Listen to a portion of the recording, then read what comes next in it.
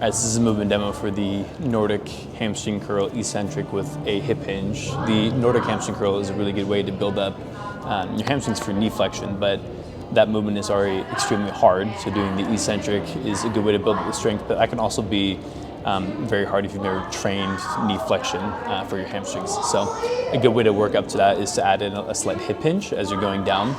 It takes a little bit of the strain off the hamstrings and allows you to have more control throughout the range of motion, as opposed to only controlling the first 10 to 20% and then kind of just falling to the floor. So in my opinion, it's a much better variation if you're kind of starting to build up that strength, and I give it to a lot of clients, and I've been using it for my own training as well, and I've found some pretty good results. So for the setup, you want to use a Bulgarian split squat pad if you have it. If you don't, you can use a bench, like a belt to hold your legs down on a bench. There's a lot of setups that you can find on YouTube for those.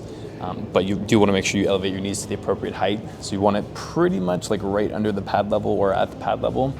That way you can easily keep your feet in place and you can get the maximum amount of work out of your hamstrings. I'm just using these little blocks that we have at the gym, but you can easily use a really low plyo box or a stack of plates or anything like that. Just make sure you put some kind of padding on top so it's a little bit easier on the knees.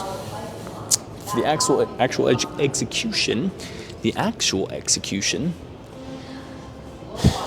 you're gonna start up top, and normally with the Nordic eccentric, you try to keep your hips square over your knees and lower yourself down. It's extremely hard, and a better way to kind of build up the strength is hinging at the hips to start, and then slowly lowering yourself down with the hip hinge until you can't control it, and then coming back up. So hip hinge, keep pushing your butt back, and then come back up.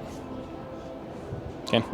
So again, as you're going down, you want to continually push your butt back. It's actually going to make it intentionally a little bit easier on your hamstrings, but the lowering phase gets harder and harder as you go down. So it's a good way to kind of build up the strength for the Nordic hamstring curl and just give you some more time under tension instead of only being able to control a very little bit. So